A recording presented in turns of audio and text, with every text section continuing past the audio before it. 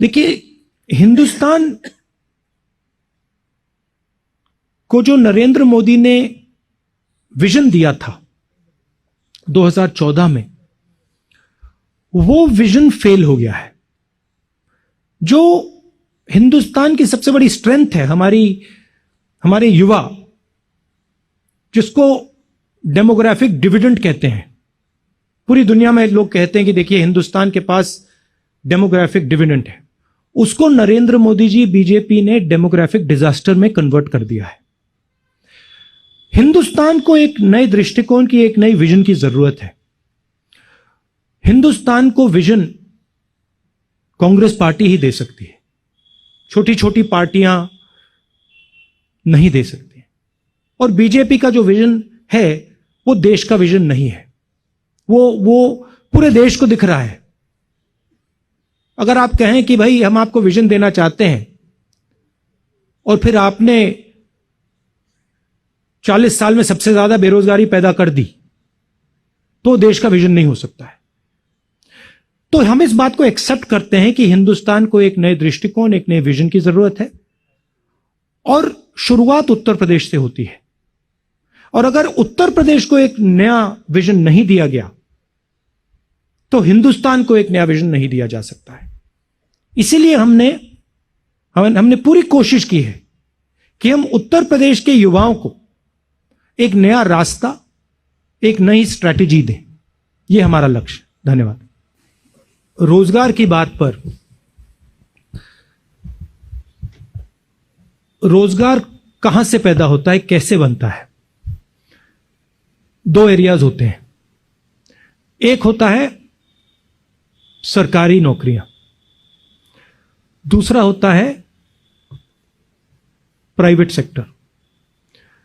सरकारी नौकरियों के बारे में आप किसी भी कांग्रेस के स्टेट को देख लीजिए और जनरली आपको दिखेगा कि हम ज्यादा से ज्यादा नौकरियां कमिट करते हैं और दिलवाते हैं।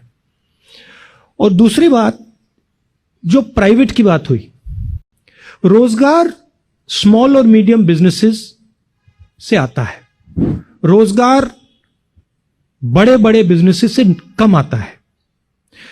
बीजेपी की स्ट्रैटेजी, और आप ये किसी भी दुकानदार से पूछ लीजिए, किसी भी ज्वेलर से पूछ लीजिए, किसी भी छोटे व्यापारी से पूछ लीजिए, बीजेपी की स्ट्रैटेजी छोटे व्यापारी को खत्म करने की है।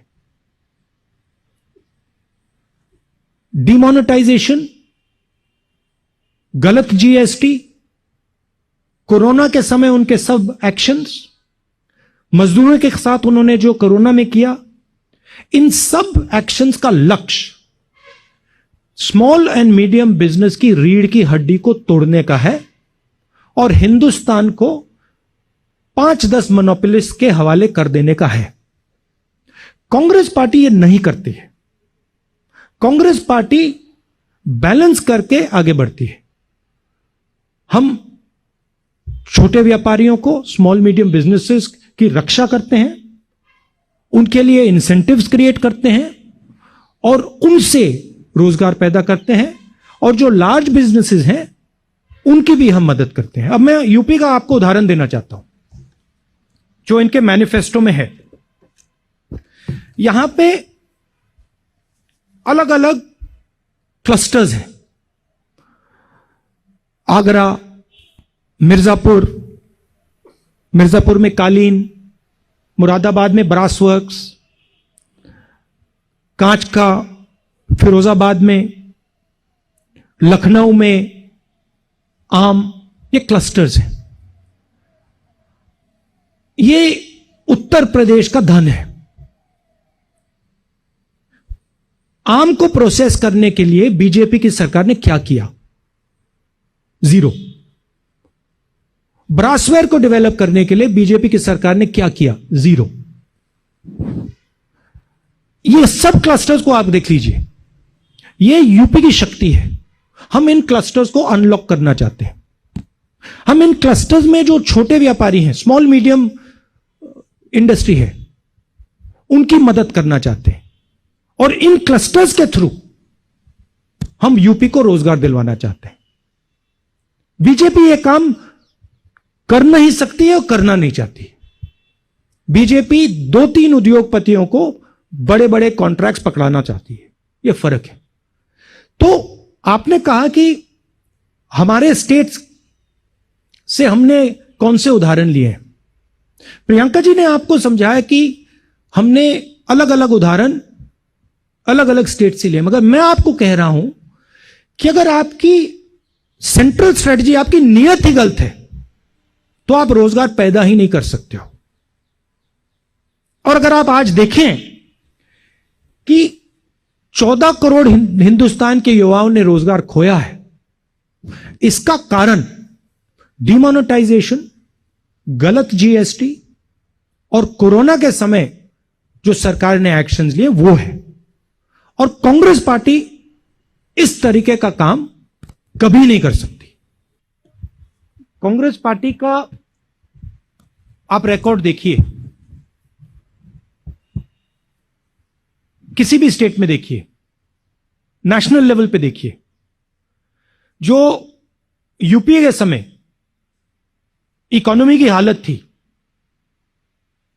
जो रोजगार की सिचुएशन थी, उसको आप कंपेयर कीजिए एनडीए बीजेपी की सरकार से, आप कंपेयर कीजिए।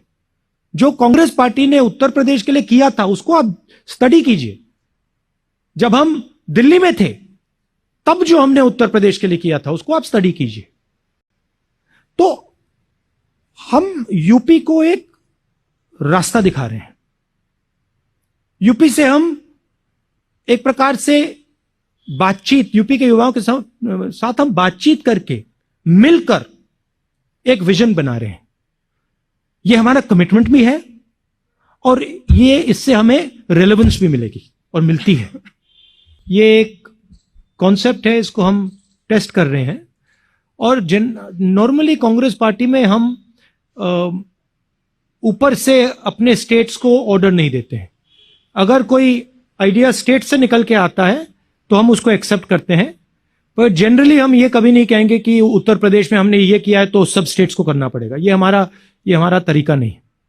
Uttar Pradesh was the center of the resistance to the British. Uttar Pradesh was where the constitution, where these very far-reaching ideas came from. And so it is a step towards providing a vision for the country, and we understand that this has to begin in Uttar Pradesh.